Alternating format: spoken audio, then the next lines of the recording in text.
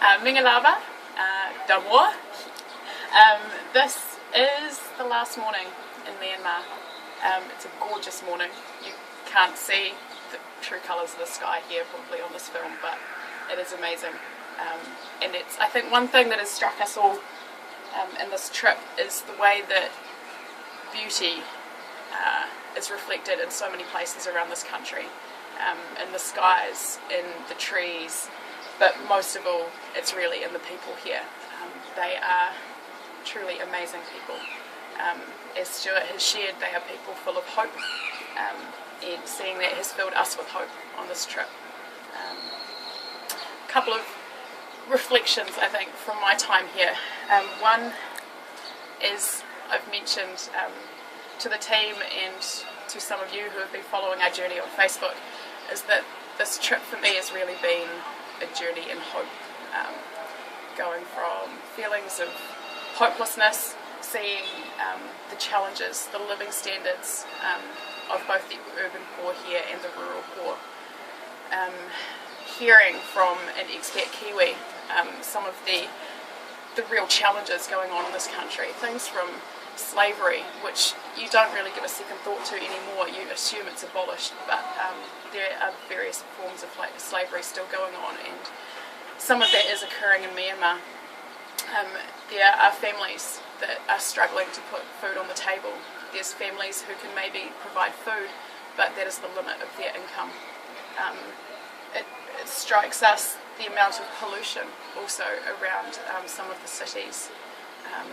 There is the challenge of students who just are not getting the education that they desire, the education that this country will need as they develop.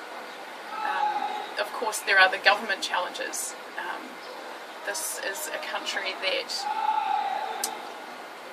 is opening up, that is experiencing freedom, potentially for the first time in a generation.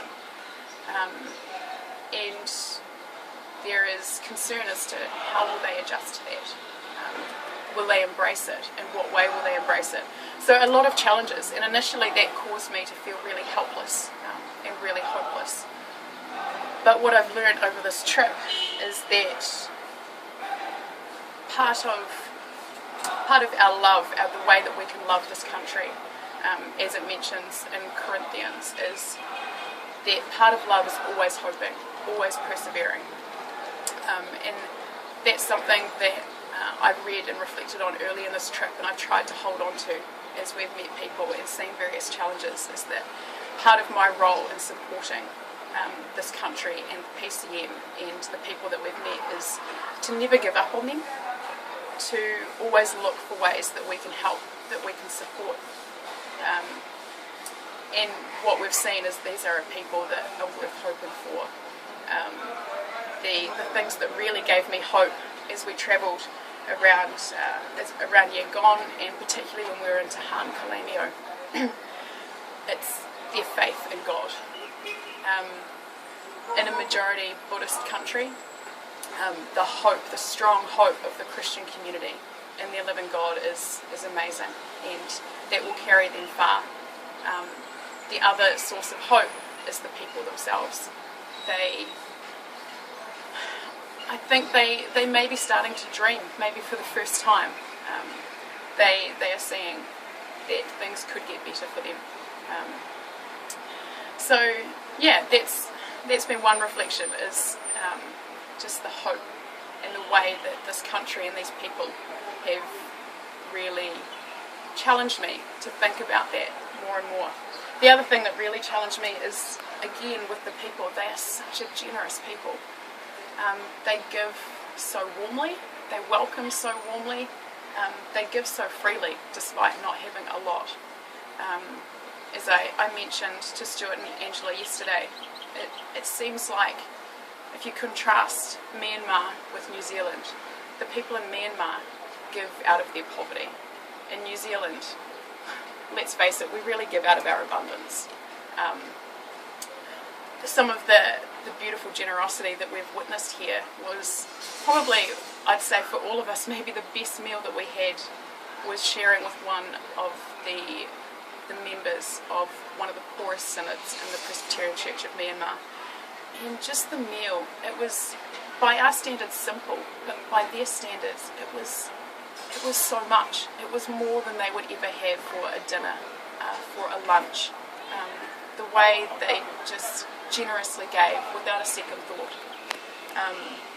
Another smaller thing is I was sitting in a church service one day, and the children were sitting in the front row, and there was just this little girl who had just a beautiful yellow flower sitting behind her ear, and halfway through the service she just jumps up, comes over to me and just gives me that flower, and the smile on her face as she gave it to me was just amazing.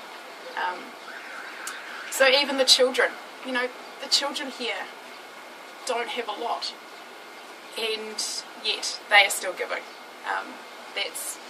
It's just beautiful. It's amazing. So I think as we head back to New Zealand from here, I think the plan is breakfast and then airport. So this really is the end. Is how do we actually apply this back in New Zealand? There's so much, and we've got so many more stories to tell you of how we've been challenged, and particularly what we've learnt from the people here, and things that we've learnt from the PCM and the project committee and all the people that we've talked with. So much that we can learn from these people, but the real challenge is not just leaving what we've learnt as an idea, but thinking, how does this actually affect our lives in New Zealand? How should we reflect these learnings in our lives? Because I think there could be such value, and let's face it, there will be immense challenge in some of these things that we learn, and immense challenge in trying to apply them. But I think that is something that the three of us will be reflecting on, and no doubt I'd say all of those who have visited this country with Rice Bowl are probably still trying to figure out. So I guess this is a little warning to you all. There will be, I think, a lot of challenge in what we share with you upon our return over the next few weeks, months, years.